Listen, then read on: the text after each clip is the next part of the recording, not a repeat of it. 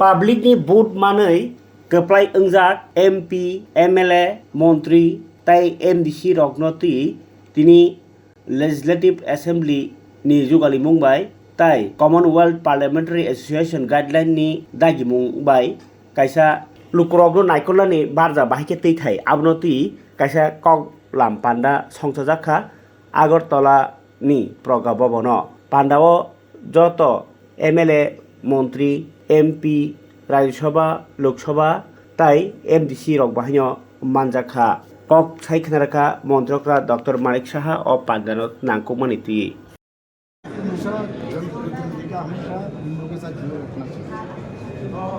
इसके बावजूद भी ट्रांसपेरेंसी के साथ बात करना चाहिए।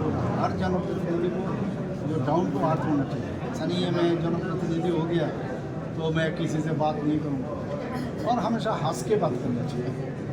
थोड़ा सा स्माइल करके बात करो, और कम से कम भगवान ने हम लोग को दो काम दिया है, तो दो काम से सुनो ज़्यादा, बोलो कम, लेकिन फिर भी अगर इतना ही करोगे तो इसमें भी काफ़ी कनेक्टिविटी रह जाएगा जनता के साथ, और जनता बिना कुछ नहीं होगा क्योंकि उनके टैक्स से ही सब चलता है। तो इसलिए हमेशा ये जो आज का जो यहाँ पर जो वर्कशॉप रखा है ये बहुत ज़रूरी है। और डिप्टी स्पीकर माननीय डिप्टी स्पीकर आए हैं राज्यसभा के, उनके साथ मेरा पहले भी जान पहचान था, उन्होंने बहुत सारा बात रखी है यहाँ पर। और जो जनप्रतिनिधि पहले जो लीजेंड व्यक्ति जो उनके एक्सपीरियंस से कुछ बताया, ये सब लेके हमेशा बात सुनना चाहिए, और ये जो मार्गदर्शन किया है उन्होंने इसको सामने लेके हमेशा आगे बढ़ना चाहिए। तो ये बहुत जरूरी है, ये होना चाहिए इस तरह से। तो আমি এই জায়গার মধ্যে এটাই বলবো যে আমাদের আজকে আইনগতভাবে যেমন আমাদের বাধ্যবাধকতা যেমন থাকে, আবার নৈতিকতা কিন্তু আরেকটা ভেরি ইম্পর্টেন্ট। অনৈতিকতার ব্যক্তি কিন্তু সহজে নৈতিকতার দিকে আসতে চায় না, আর যারা নৈতিকতা নিয়ে চলতে চায় ওদের দেখবেন অনৈতিকতার দিকে কিন্তু যায় না। এটা একটা ইনবর্ন ক্যারেক্টার। আবার নিজেকেও কিন্তু অনেক সময় চেষ্টা করলে নিজেকে সেটাকে চেঞ্জ করা যায়।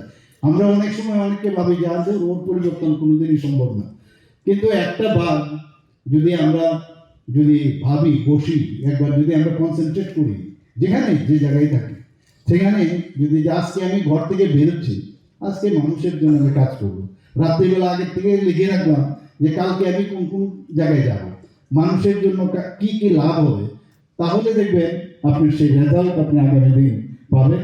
আর দুর্নীতি যখনই যেখানে দেখবেন, আমার মনে হয় এটা আমাদের জন্য অনেকটা ক্যান্সার থেকেও একটা বড় জিনিস এখন দাঁড়িয়েছে।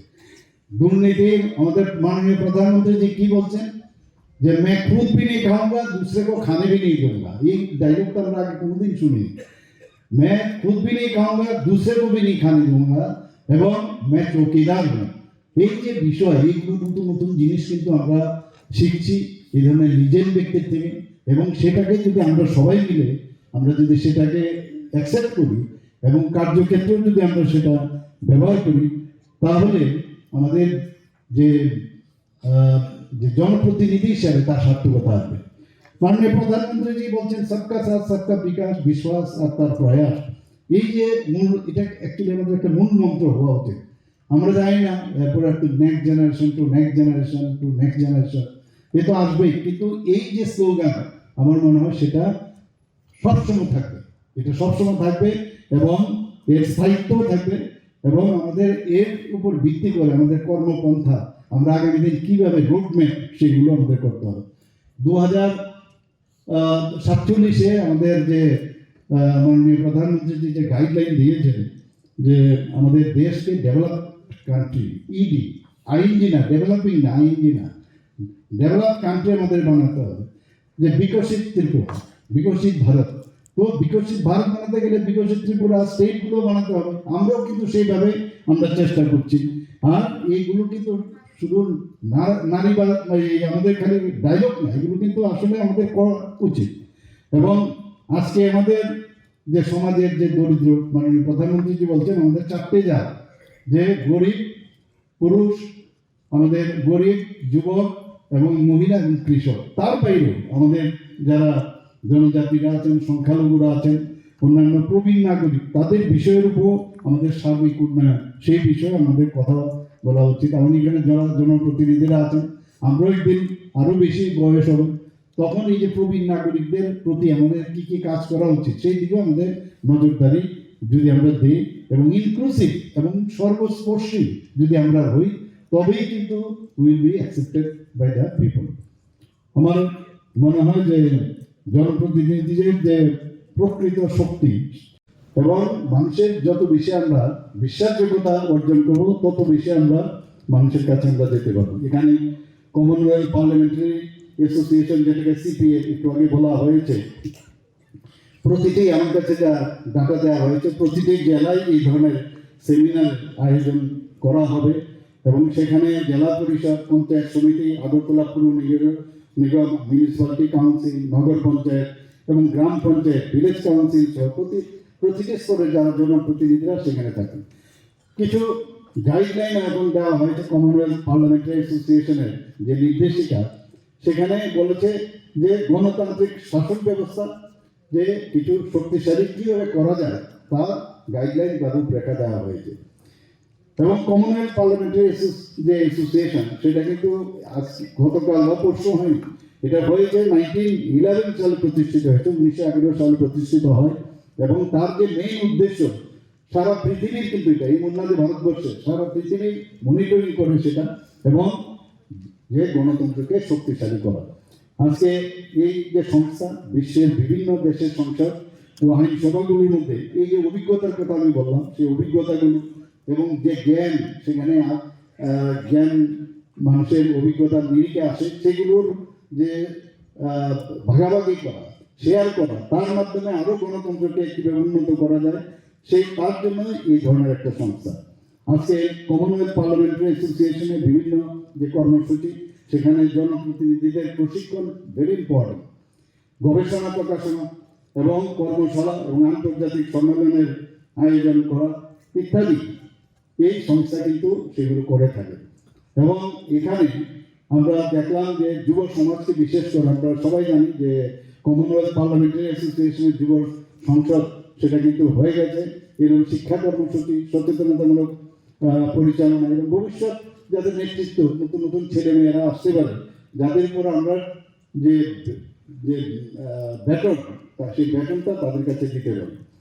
এই সম্মেলনে আমার মনে হয় যে আমাদের বিভিন্ন যে উন্নয়ন বিষয় আছে, তার পরিকল্পনা, প্রশাসনিক সমস্যা এবং বিশেষ করে আজকাল প্রযুক্তির উপরে এআই চলে এসছে, সেই এআইকে কীভাবে যে আমাদের আর্টিফিশিয়াল ইন্টেলিজেন্স কীভাবে আমরা ব্যবহার করবো, সেই বিষয় নিয়ে আলোচনা করা উচিত।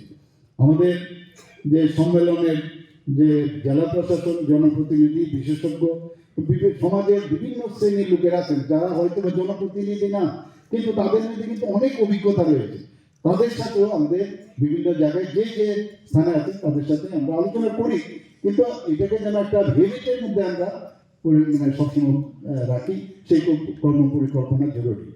আমাদের এখানে সম্মেলনের যে মানুষের আস্থা অর্জন এবং তাদের সাথে বার্তালাপ এবং সেই বিষয়গুলো কিন্তু আমাদের করা উচিত। আমাদের এখানে আরও কয়েকটা বিষয় আমি বলি, কারণ সময়ের একটু সমস্যা আছে, তো আমি কয়েকটা বিষয় বলি যে জনপ্রতিনিধিদের নিয়মিত এলাকায় পরিদর্শন করা, সরকারি প্রকল্প বাস্তবায়নের ক্ষেত্রে তার সময়সীমা টাইমলাইন হচ্ছে কিনা সেই বিষয়গুলো দেখা, এখানে সামাজিক যোগাযোগ মাধ্যম যেগুলো আমি একটু আগে বললাম তার ইতিবাচক, পজিটিভ এবং তথ্যভিত্তিক যে প্রচার, সেইভাবে যাতে আমরা দেখবো, যারা করছে তাদের বিরুদ্ধেও আমরা বলবো যে এই ধরনের যে তথ্য তুমি দিচ্ছ সেটা ঠিক নয়, তার বিরুদ্ধেও বলা, কিন্তু নিজেদের চেষ্টা থাকবে যে আমি তথ্য ভিত্তিক এবং আমি ইতিবাচক পজিটিভ ঢঙে আমি প্রচার করব।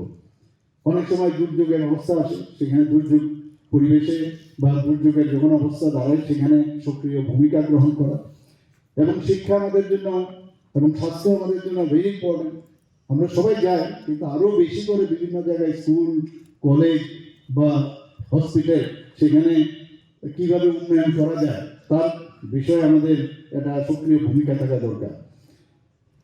এবং সঠিক পরিকল্পনা প্রপার এবং ট্রান্সপারেন্সি সেইগুলো আপনারা নিশ্চয়ই এদিকে নজর রাখবেন। পরিশেষে আমি এই সেমিনারের যে এবং কর্মশালার সার্বিক সফলতা কামনা করছি এবং সবাই মিলে আমরা যেটা বলছি যে ত্রিপুরা বিধানসভা হোক বা বিভিন্ন যেসব আমাদের মিউনিসিপ্যালিটি হোক বা অন্যান্য যেসব স্তরীয় পঞ্চায়েতে হোক, সব জায়গায় আমরা এমন একটা, যেটা মাননীয় প্রধানমন্ত্রীজি বারবার বলছেন যে নিউ ইন্ডিয়া, তো নিউ ত্রিপুরা আমাদের তৈরি করতে গেলে আপনাদের থেকে বড় শক্তি আর কেউ থাকতে পারে না। You are host on yourself. আপনারা বহু মানুষের কিন্তু আপনারা কিন্তু রিপ্রেজেন্টেটিভ। আমরা সবাই মিলে এক ত্রিপুরা আমরা তৈরি করি, এমন এক ত্রিপুরা তৈরি করি যে নেক্সট জেনারেশন বলবে যে এমুক সময়ে এমুক ব্যক্তিরা ছিলেন, এমুক এইরকম কাজ করে গেছেন এবং সবসময় তারা মনে রাখবে। আজকে যেভাবে আমরা বড় বড় লিজেন্ড ব্যক্তিদের নাম আমরা স্মরণ করি, সেইভাবে নিজেকেও, যেহেতু ভগবান একটা আমাদের সুযোগ দিয়েছে মানুষের, সাধারণ মানুষের জন্য কাজ করার জন্য, সেই কথাটা মাথায় রেখে অত্যন্ত স্পষ্টতার সাথে বলা, অত্যন্ত স্বচ্ছতার সাথে কাজ করা আর ডাউন টু আর্থ হয়ে মানুষের জন্য কাজ করা, এই দু চারটি কথা বলে আমি আমার কথা বলা শেষ করছি না। নমস্কার।